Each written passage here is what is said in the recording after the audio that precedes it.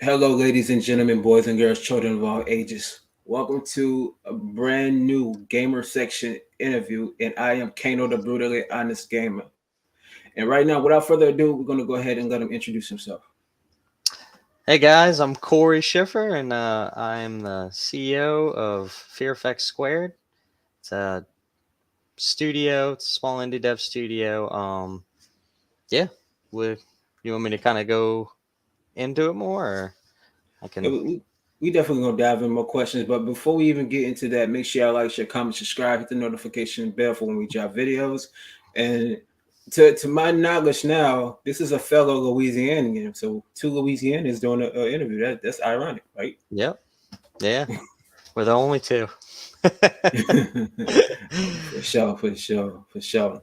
So let's go ahead and start off. I always ask a lot of game developers these questions, and you know what I'm saying? Because every game developer have their origin stories, right? So my first question is like, what was the first game that you've played that made you fall in love with gaming?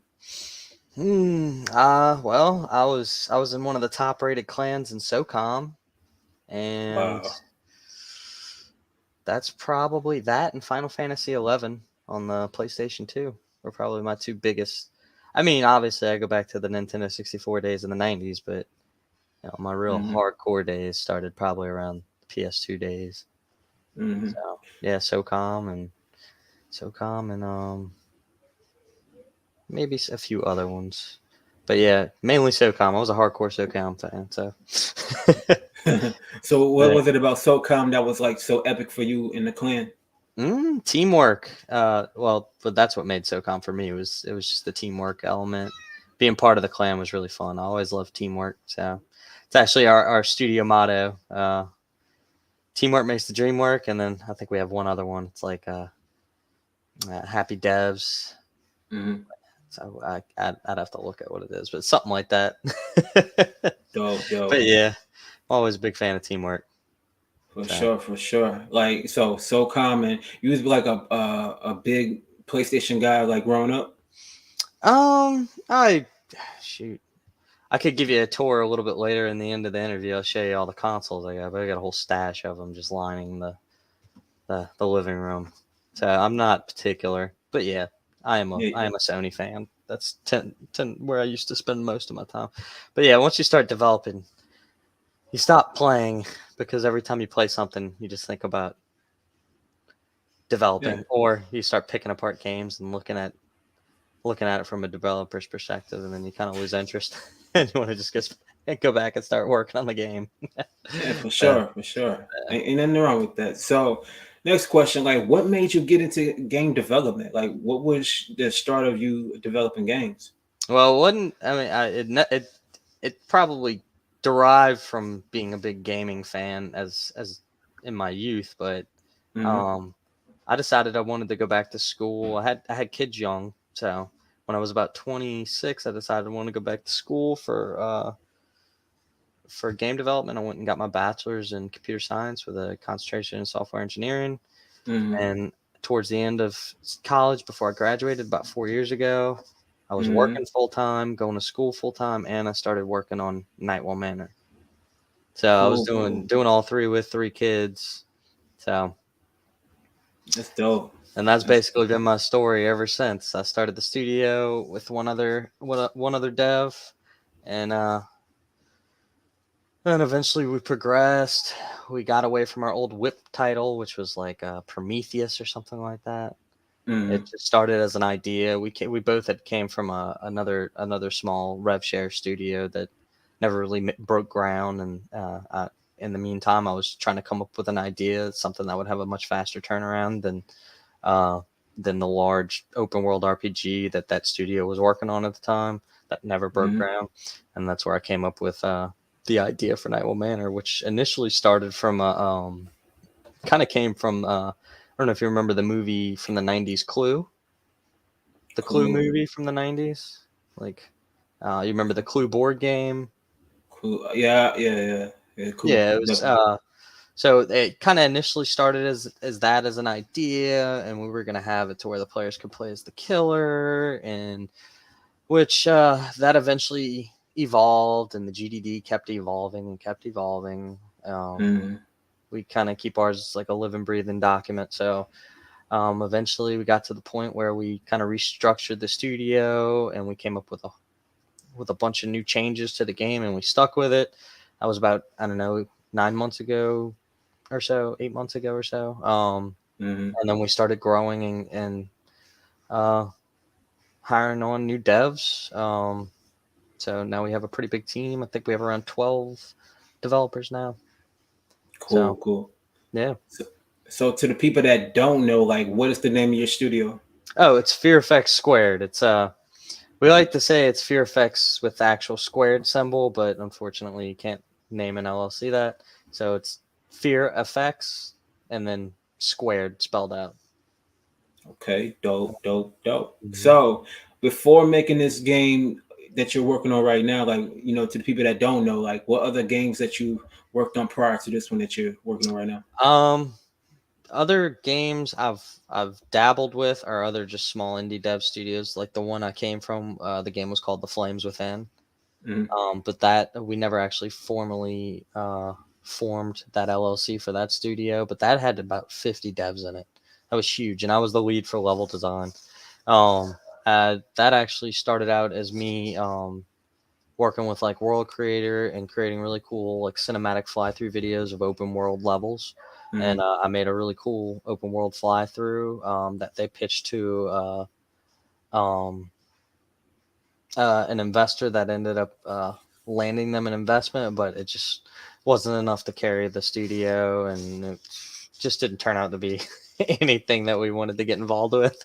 Right. A long story. But yeah, me and another developer that from that studio left there, and he essentially trained me to be a 3D modeler, and yeah, he took me under his wing. He was kind of like my my wingman there for a good while. Right. We ended up splitting ways not that long ago. He had a different vision than me, and you know, we went our separate ways, but we're still on good terms, and forever be indebted to him for teaching me everything he knows. He learned 3D modeling back in the old days in the 90s from Right. yeah, and yeah. Okay. Wouldn't Dope, be, I dope. wouldn't be where I'm at without him. So Hey, gotta give credit where credit's due, right? yep, for sure. For So sure, for sure. yeah. So, no, my fault. I'm sorry. What you were Mhm. saying? Oh no, yeah. So after that, it was probably a solid. We're knocking on 4 years that since the inception of the game idea. So, but yeah, I could tell you all about the studio, all about the devs. I mean, whatever you want to ask about. Okay. Well, speaking of that, Well, I won't name drop everybody. Maybe I'll first name them. for sure, for sure. So, like the name Fear FX, like what was the origin story behind of the name of Fear FX Square?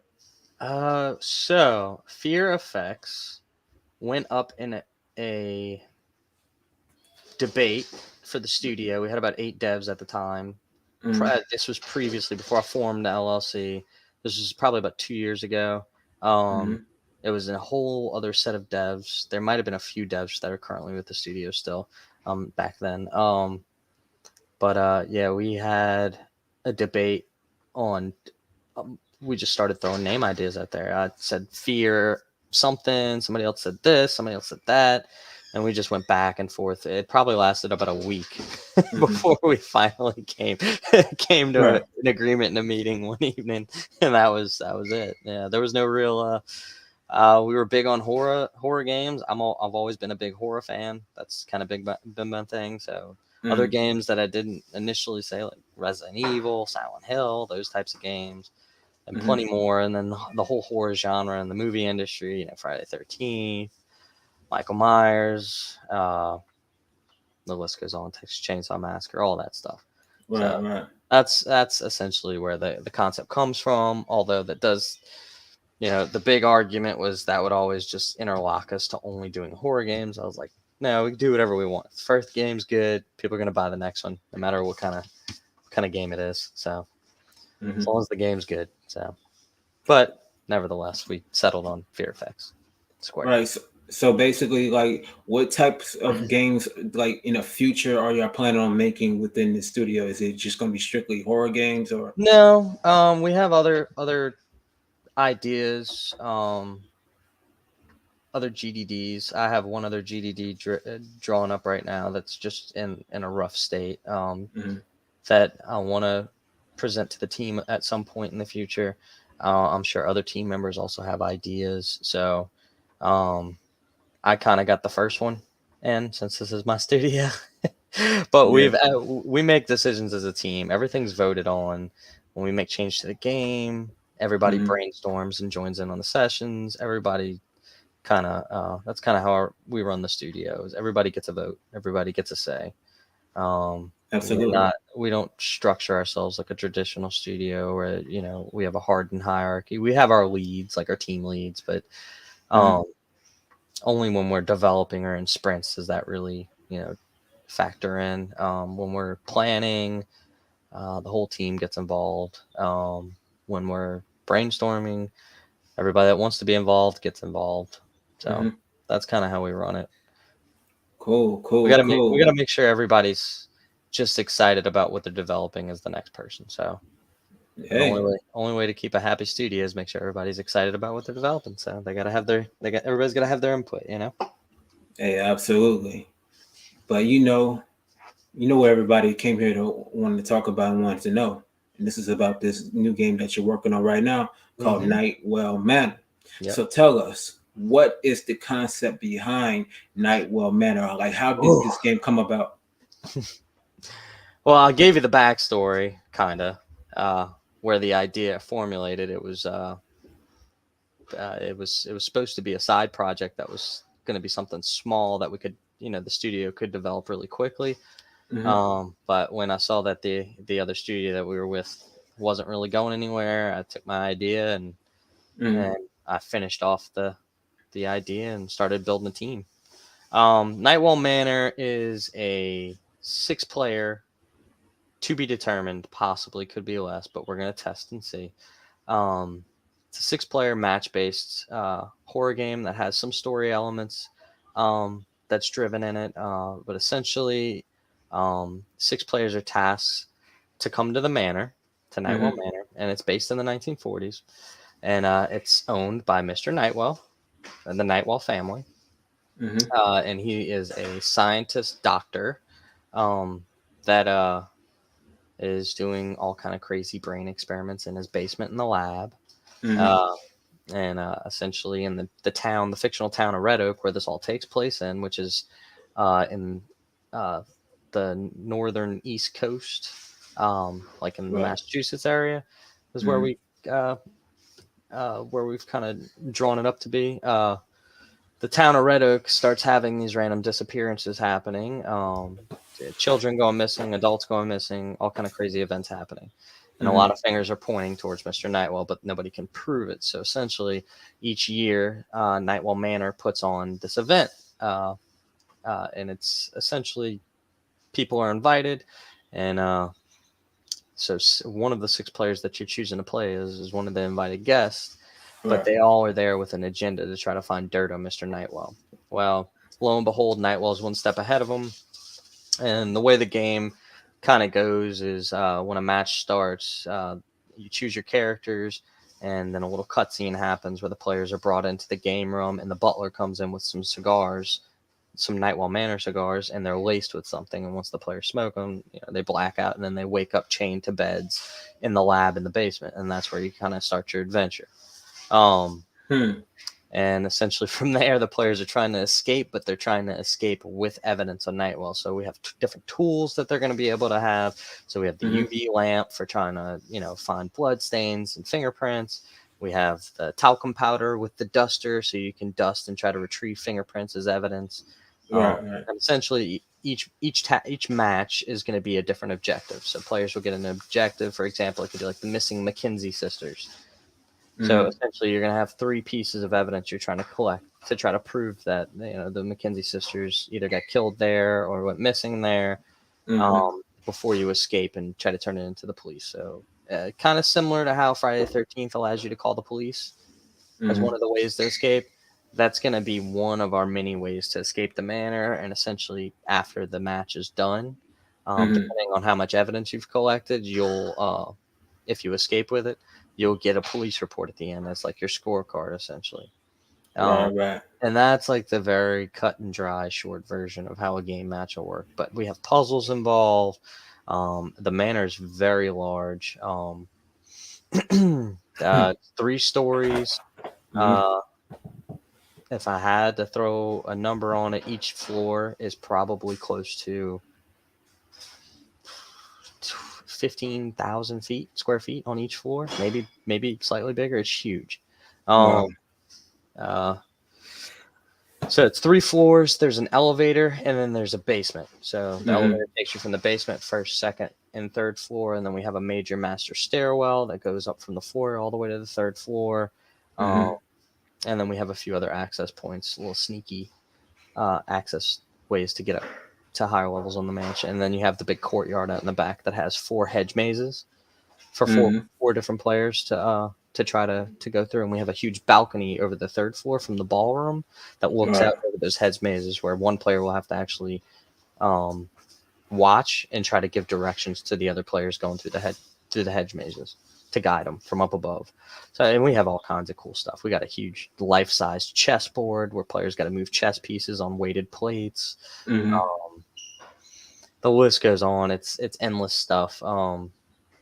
Some other stuff that we're planning to hopefully get into the game at some point. Right now, we're pushing towards our beta document. So we're going to start doing internal tests probably in the next 2 to 3 weeks, hopefully. And then after that, we'll start branching out to allow some outside, more public tests, people that are in our Discord and stuff like that, to start doing some tests and give us feedback.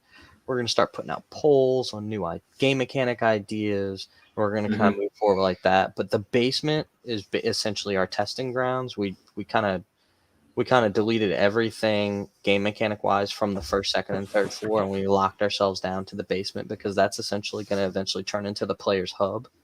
So that's going to be the safe zone where the players can fall back, regroup. We have crafting stations that we're building so players can craft different things for different puzzles that are required. So they got to collect different things and go down back to the basement where it's kind of like their safe zone. Craft some stuff at the crafting tables, and then go back up and try to solve the puzzles. So Mr. Nightwell is his AI. He works kind of on a line of sight, but he also is going to eventually be audio driven. So footsteps, slamming doors, those types of things that can attract him. So right now he's set up where he is light driven as well. So if you're in a light, your field of influence of how far his vision is that he can see you grows, and when you go into the dark, it shrinks. And that's kind of how it works right now. So all of our lighting is set up that way. What else? Does this game have like a first person view or a third person? So the game's first person. You could play 6 different characters. Right now for the beta, we're only using 4. We haven't developed the last 2. We're currently working on the butler and the servant. That they're also AI characters. The butler is Nightwell's like right-hand man, and he just kind of roams the hallway as an extra set of eyes. So he plays like an extra obstacle for the players on top of Nightwell roaming and looking around trying to find you. But we're creating hiding spots. We're trying to set up a breathing system where you can hold your breath when you're in a hiding spot and Nightwell's near, and you have to time it just right, or else you'll let out a large gasp and attract Nightwell to you. We have a jail cell system where the butler will put you. If Nightwell catches you and doesn't kill you, he'll knock you out and he'll bring you down, drag you down to the jail cell system, and then your teammates have to come let you back out down in the basement. Yeah, there's a lot of stuff. But so like, what about like the type of puzzles that are in the game? Like, what type of puzzles that are actually in the game? So our alpha we did about a year ago was a demonstration of how we wanted the puzzles to be then, and that's when we had the big change in idea. But essentially, the idea was coming from, I don't know if you've ever been to local escape rooms.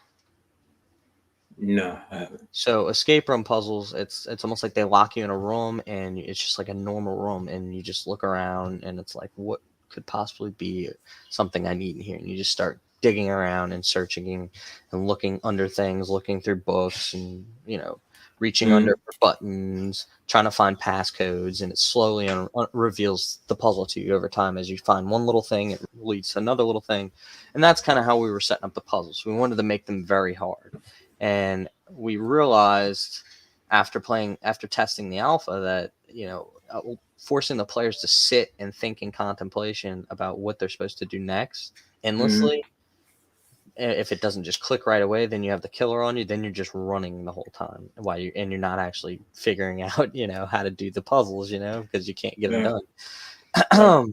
So yeah, so essentially we shifted our focus from that, and we wanted to focus more on the horror elements of the game. So we came up with the whole uh, the scare document, Mm, and we came up with a new puzzle document idea. So essentially the puzzles are more mechanically driven and a lot more straightforward. It's like, oh, there's a lever here, but the fuse is missing.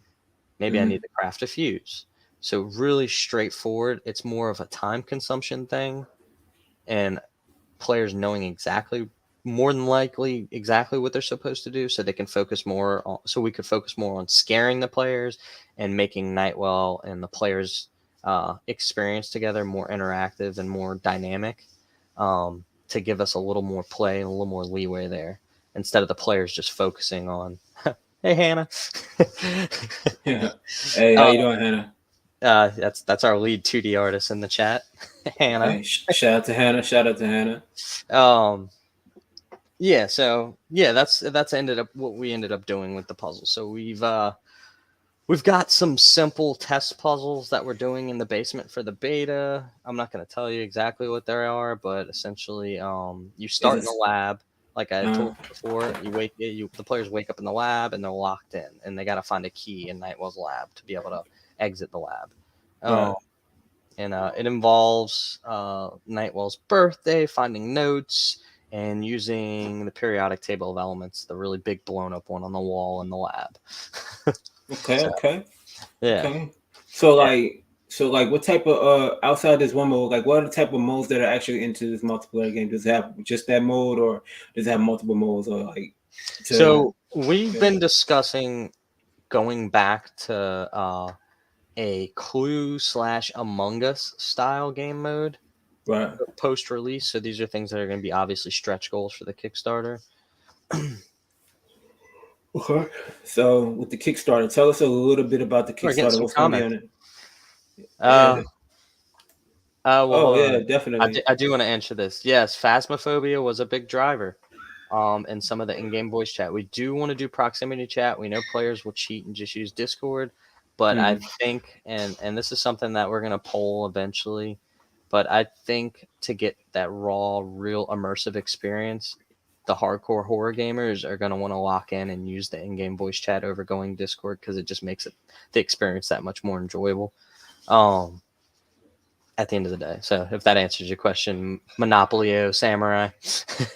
yeah, for sure, for sure. So like, back to like the Kickstarter elements. Like, what is like? You don't have to give it away, but like, what are a few kind of like goals that are you actually trying to achieve within this game? Well, the Kickstarter is just for us to go full time, full development to early access. Mm, So we're looking to raise enough money for 6 months. We're coming up with those numbers now. Um, we're getting there. The goal right now is growing our following on Instagram. I mean, not Instagram, on all of them, but Twitter mainly.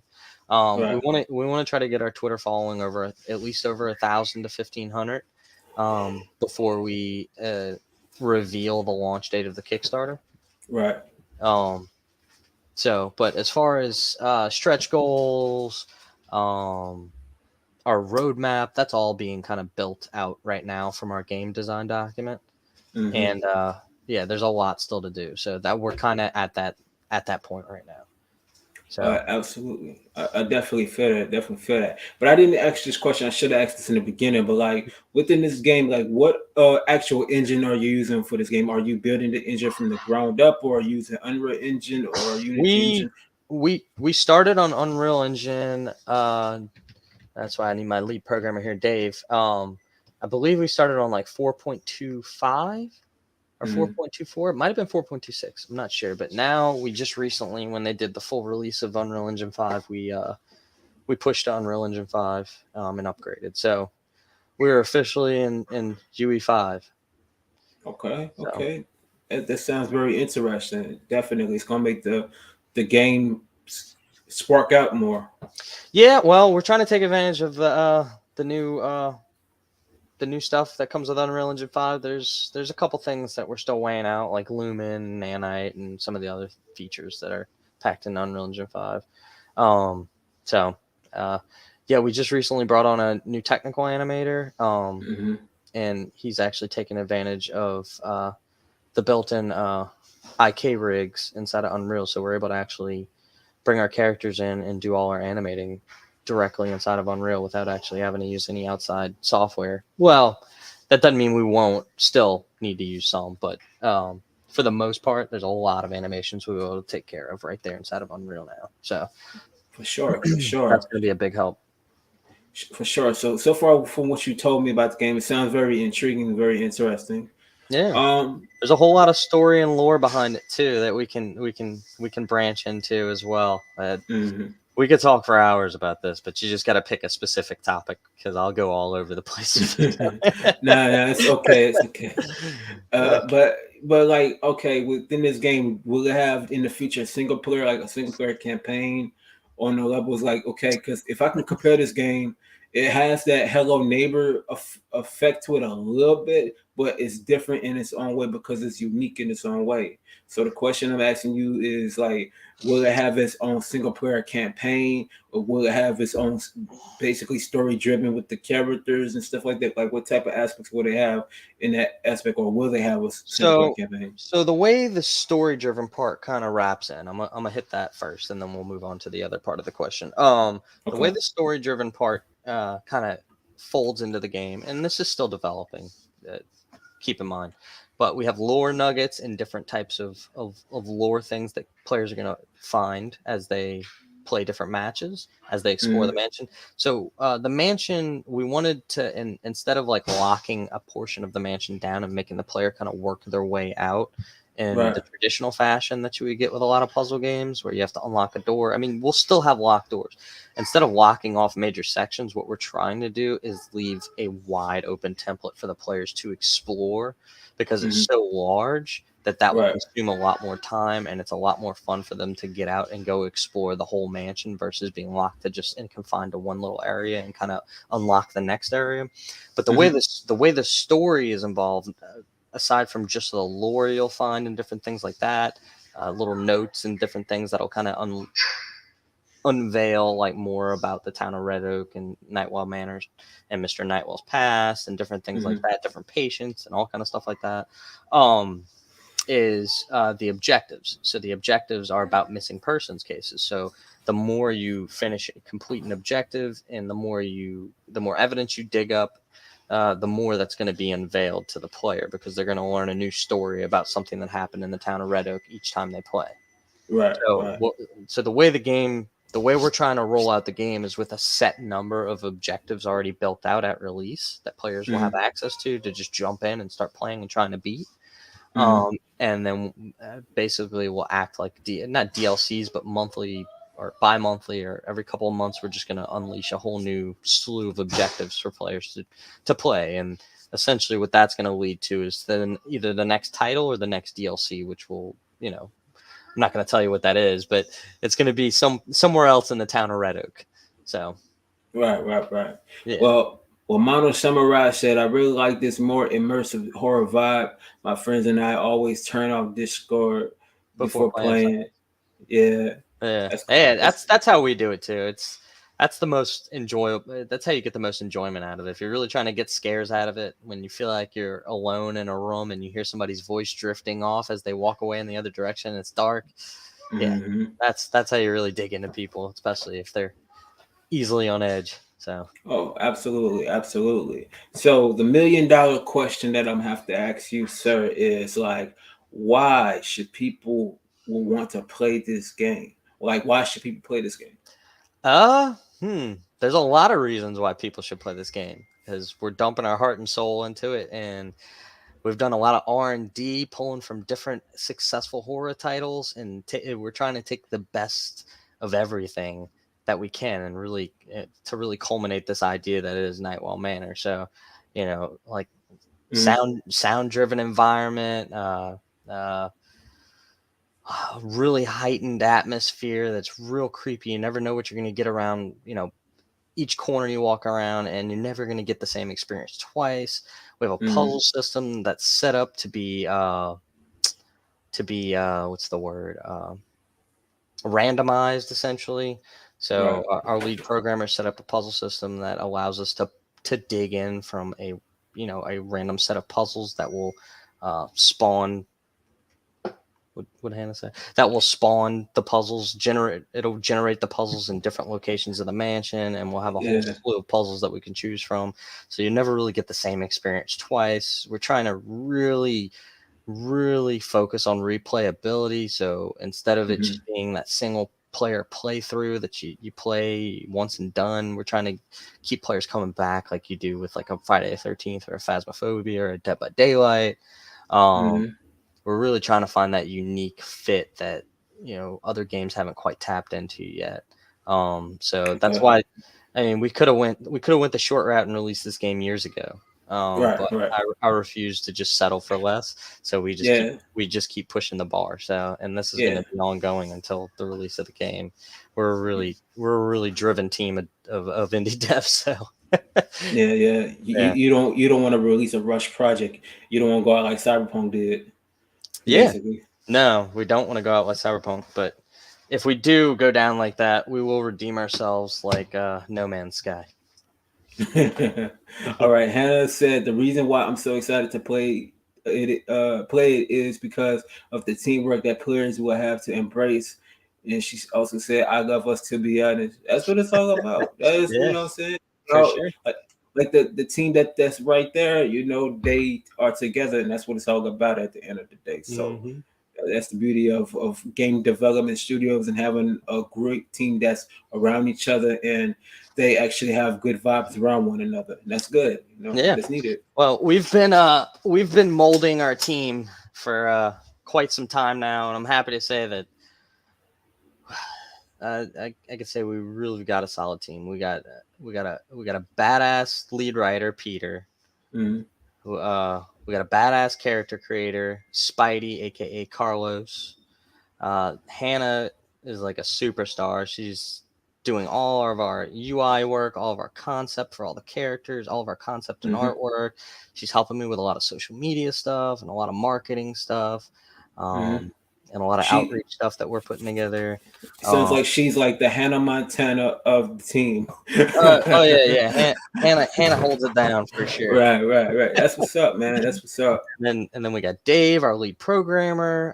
He's been Mhm. with me the longest. He's like my wingman now, and I don't know what we would do without Dave. Dave keeps everything going. Mhm. Absolutely. And then we just recently brought on a technical animator.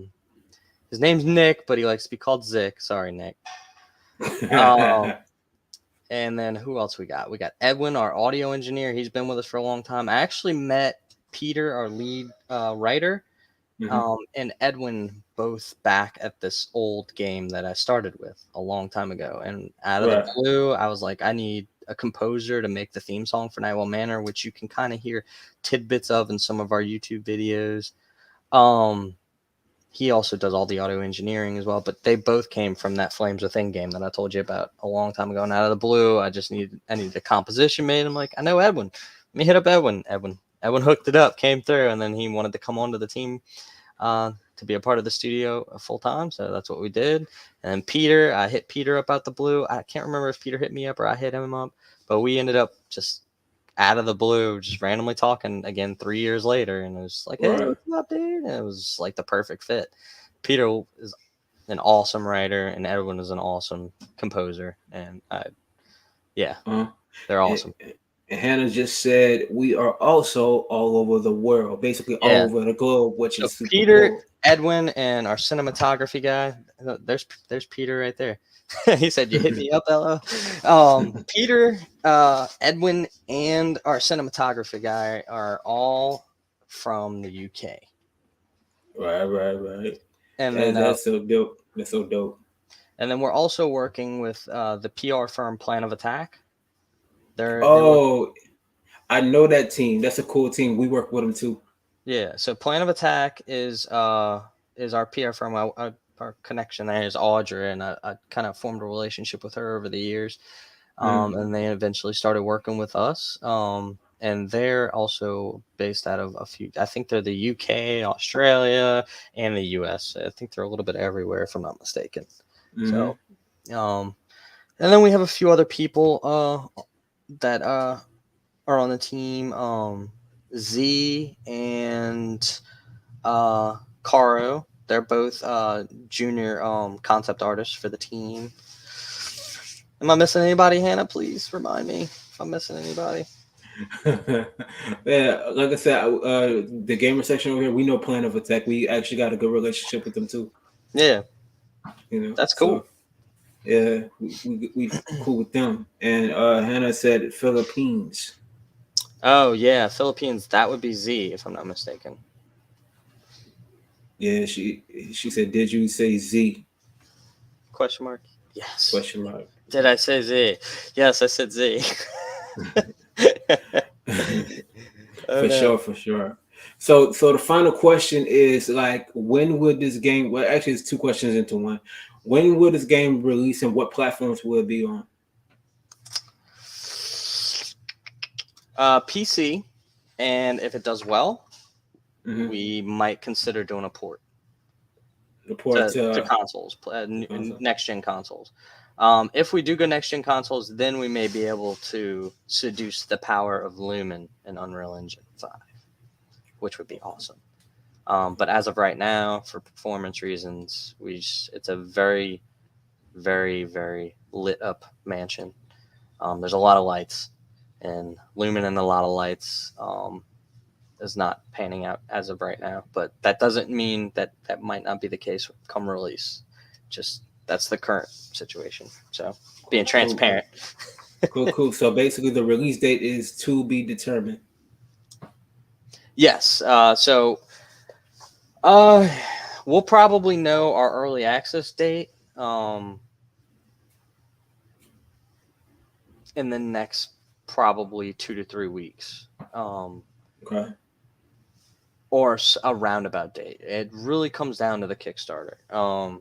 We can't really go full time on developing until we know for sure when we're going to launch our Kickstarter. So it's really going to be based on that. I can't. Okay. I'm not the type of person that's just going to tell you. We've been saying it was going to be Halloween for the last 3 years straight, and it's never been Halloween yet. So, so we're too close. So what is it? We're about to be in what, June, July? Yeah, we're about to be in June. Yeah, there's no way. It'd be great if we could go into early access by Halloween. That would be an awesome timeline, or around that, the Halloween era. But it's to be determined. So we'll see. Okay. Yeah. Okay. That's dope. That's dope. So like, we're no, go ahead. My fault. Oh, well, I was gonna say, we're planning a little promotional Dungeon and Dragons run. I'm not sure how much you follow those types of things, but we're planning a Dungeons and Dragons run for promotional purpose. We're gonna do like a live stream of the team talking about the game, playing some Dungeons and Dragons. I'll be learning how to play Dungeons and Dragons because I've never played. Okay. So that's actually that's Hannah and Peter's domain, but it was actually Spidey, or character artist's idea. So Right. Feel that. so Feel that. yeah. So let them know the stream. Like, when it was the actual stream date. We haven't set a date yet, but I can definitely let you know for sure soon. Yeah. I'll So, tag you on Twitter and let you know when it's coming up. Also about IGDA. tag me on Twitter so I can promote it for y'all. Yeah, I'll let you know when that's coming too, because I'll send you a message and we can meet up out there for sure. Yeah, so we could definitely give a live interview and showcase the game a little bit. Yeah, I'd be down for that for sure. We'll Yeah, steal most definitely. we'll steal the room when we get out there. That's cool with me. That's cool. We'll definitely get an interview and showcase the game because, like I said, people are really waiting and anxious to see this game that y'all working on at this point. So, Yeah. like, where can they find you at on social media? So I'm gonna hit you with it. Give me a second. You can find us at Twitter, on Okay. Twitter, at FearFX2 with the number 2. I'll put that. Okay. I'll drop Link will that be link will right. be all in the description below. Yeah. I'll drop. So, Oops. yeah. Drop that here. You can find us on Twitter at FearFX. You can find us at Facebook at the same thing. Instagram, we also started, and you can also find us on TikTok at the same thing. Most Hannah, definitely. if you want to help us out here, you're good at this stuff. Yeah, most definitely. Andrew Tucker World said, "Great interview. Appreciate that. Appreciate that." Thanks, man. Yeah, but Yeah. there's a lot. Like, if you wanted to have a follow-up interview with the whole studio, I know Peter could break down story elements. Hannah could tell you all about the concept art and the UI work, how we derived our characters from our mood boards, and then Spidey could tell you all about the character creation process, and anybody else really, we could get like a multicam sesh go. Yeah, most If you'd be definitely. interested in that in the future. Um, Actually, Juby said, hello, XDD. hey, what's up? Yeah. So there are actually plans of a follow-up interview very, very soon, closer to the release. Mm-hmm. So, like I said to everybody, this has been a phenomenal interview, what I'm saying, with Corey of Fear FX Square. It was lit. I'm sorry if I butchered it. Oh, you're But good. My team's making me laugh on Discord right now. most definitely, most definitely. So, like I said, this is Kano, the Brutal Honest Gamer. We have another interview coming up with a follow up very soon with this team right here. So make sure y'all like, share, comment, subscribe, hit the post notification bell when we drop videos, and then not only that, make sure y'all do follow the Fear FX Square. Follow them, support what they got going on. They're gonna be showcasing a lot of stuff soon, and y'all definitely stay tuned. You dig? And Yeah. yo, peace.